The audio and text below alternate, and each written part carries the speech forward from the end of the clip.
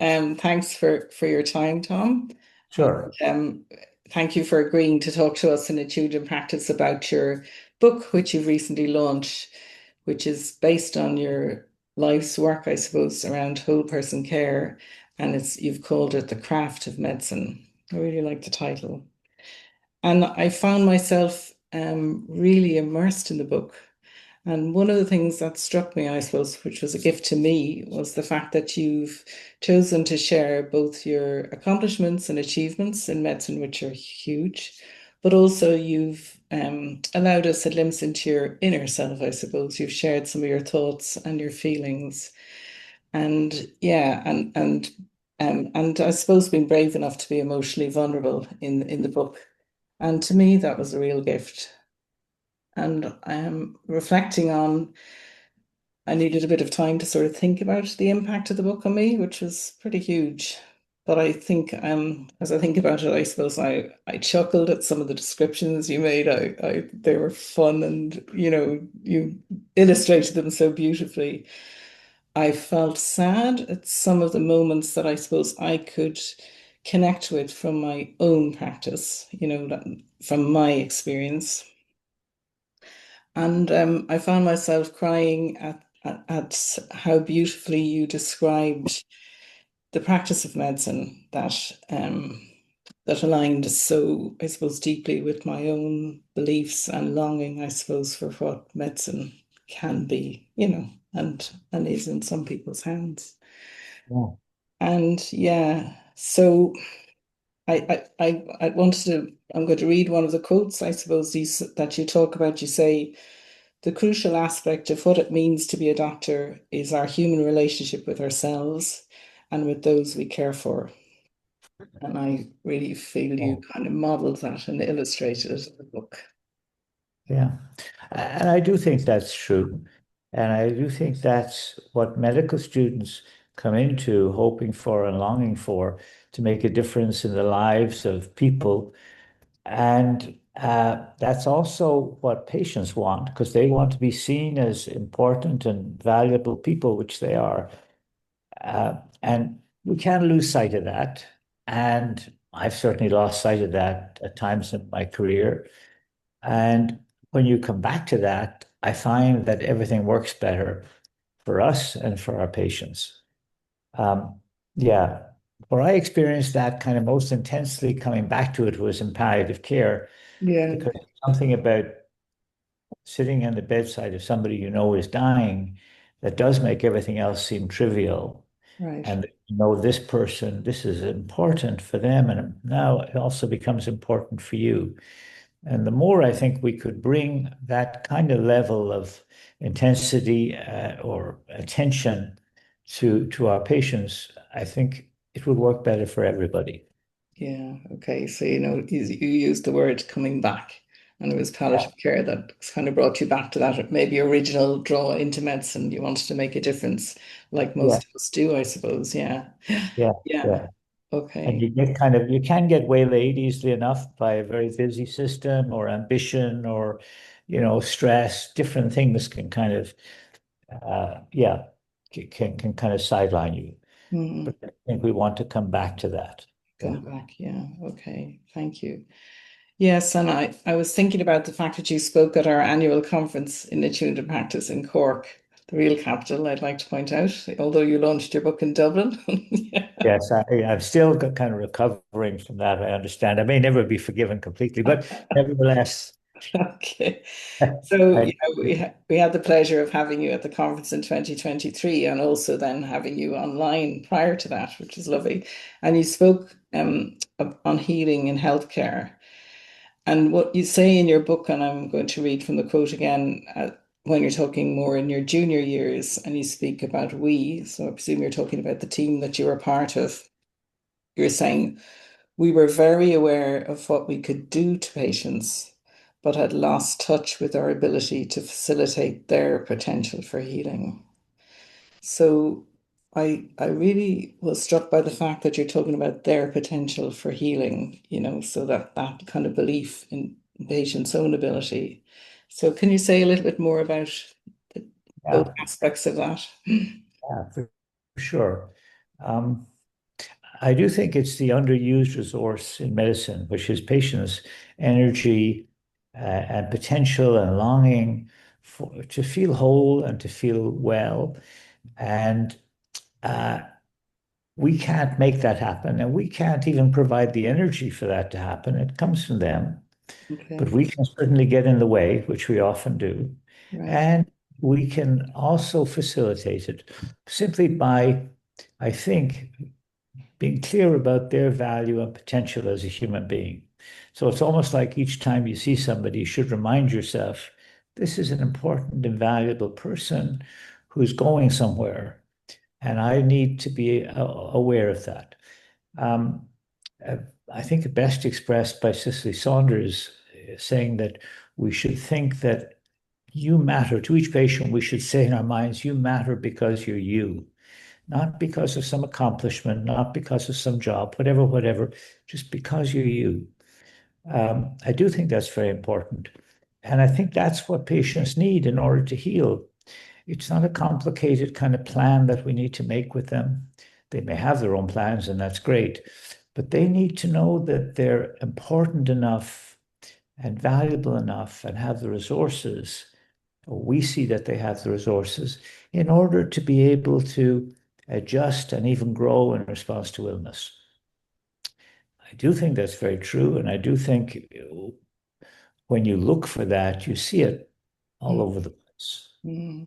So it strikes me listening to you that it kind of requires a pause, doesn't it? From kind of going in, maybe feeling there's a task to be accomplished here, or maybe I'm just thinking about myself, like with our own agenda. Okay, this is what's going to happen, and this is what needs to happen.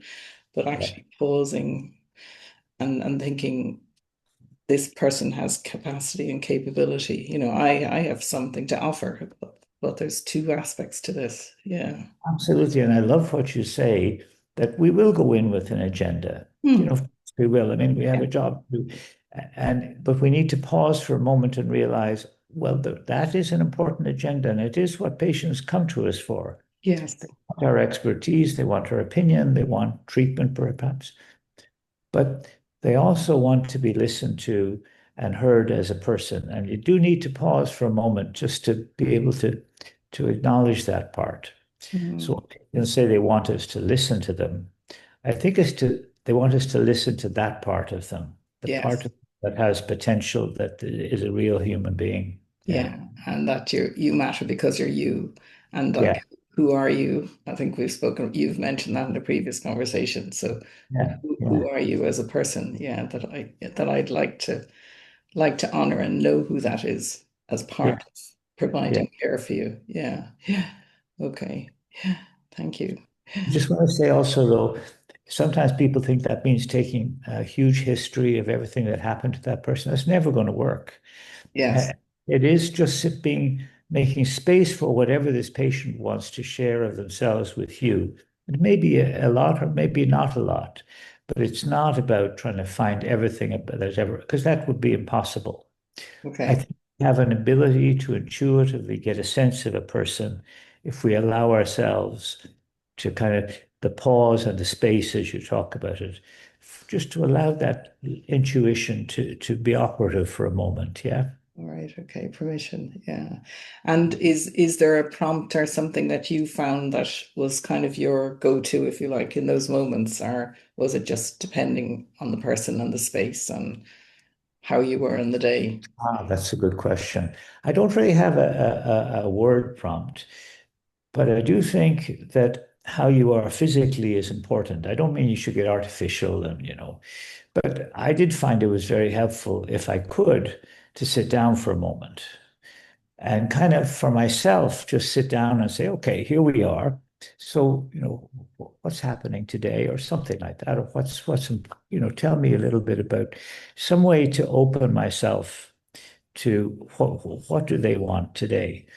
Um, yeah, Yeah, it's really giving a signal that you're present, that you are actually receptive and open to hearing something. Yeah. Yeah. no, Yeah. I used to carry a chair around, like a portable little chair, because it's hard to find Really? in the hospital. Okay. And my kids, about two of whom are doctors, thought this was hilarious. And I thought that Dad, they'll think you're totally eccentric, and, which I Okay. didn't care about at that point. But it did work well because I could just whip out this chair and sit down and, okay, I don't have to spend a long time, and it was Oh, effective. but what a message. You arrived with your chair, and that said so much to people. I want to be beside Yeah, you at yeah, your level, especially if someone's in a bed, or yeah, sitting down, and I want to pause and be open. yeah, Yeah. yeah, Or connect with you in some way. Yeah. exactly. Mm. Wow. I like that idea of the chair. You can buy these very simple portable chairs anyway. It won't go into chairs. Okay, right, okay. I love the idea. And did anyone else take it up from your team or anything? Uh, Extremely disappointingly, nobody. Okay. I, I had a colleague who said, "Oh, that's really interesting." So I gave him as a Christmas present one of these chairs, and I never saw it used. All right. All right. So much for that idea.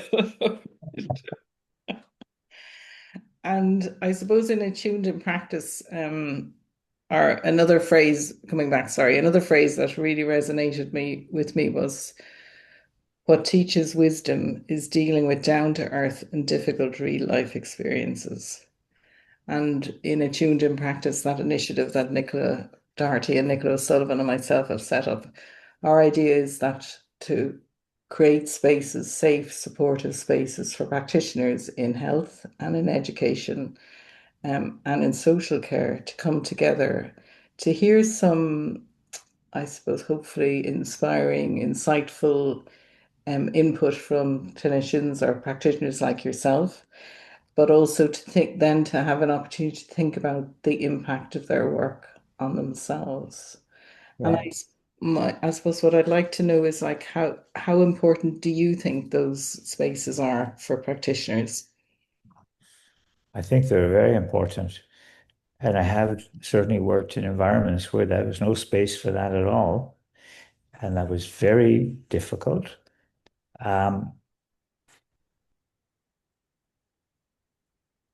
yeah.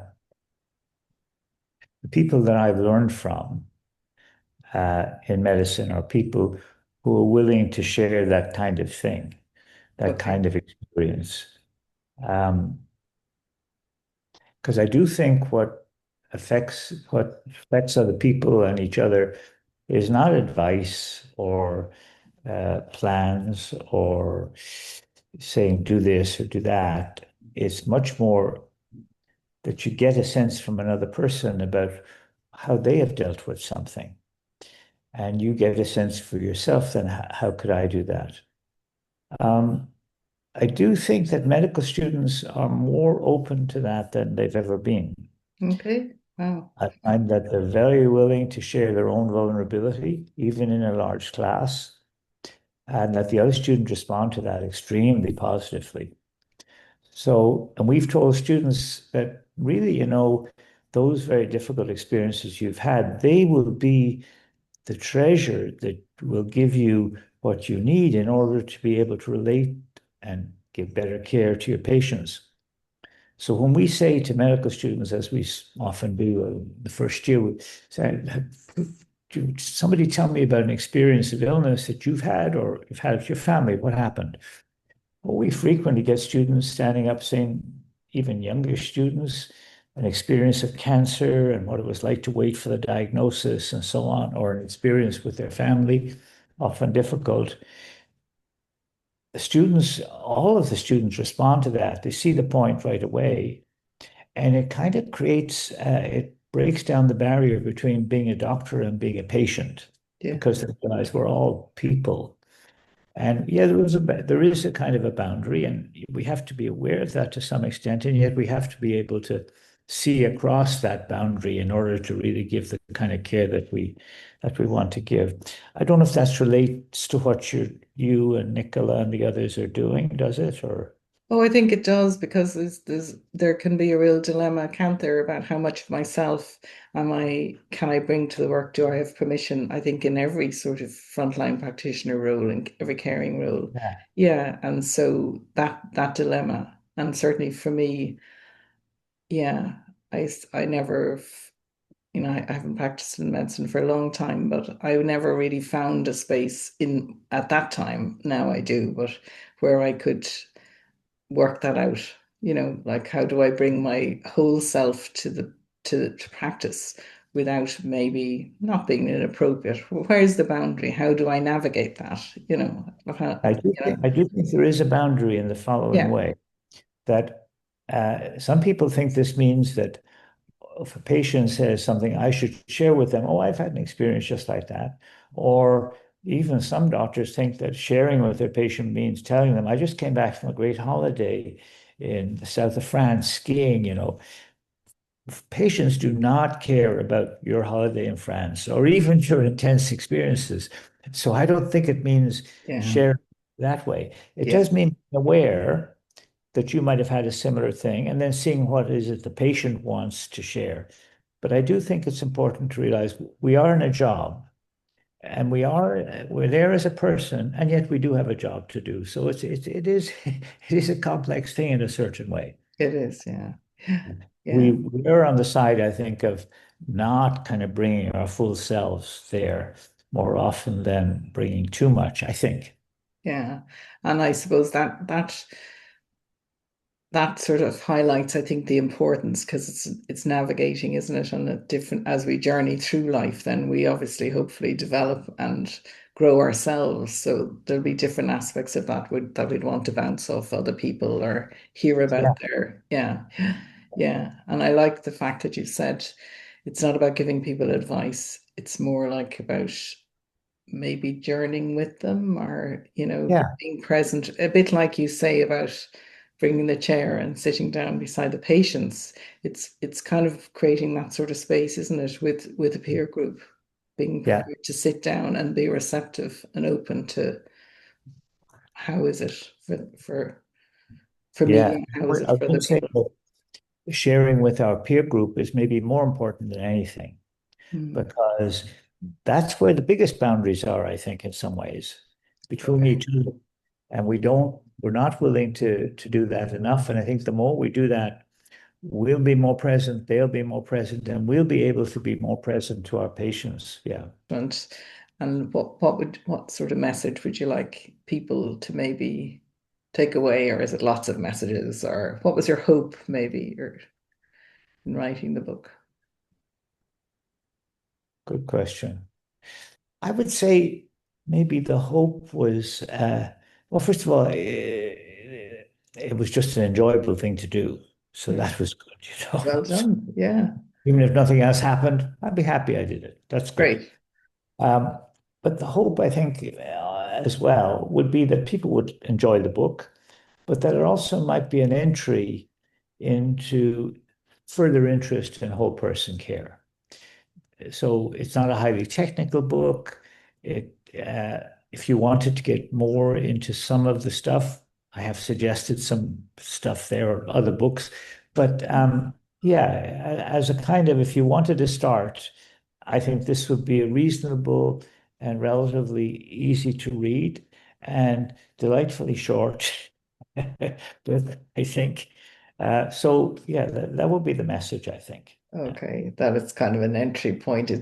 I think one of the things that struck me was it shines a light very beautifully on it. It kind of illuminates a subject. That's when I was thinking about it, I thought that's what it does so beautifully. It kind of brings it out, shines it up and presents it. Yeah.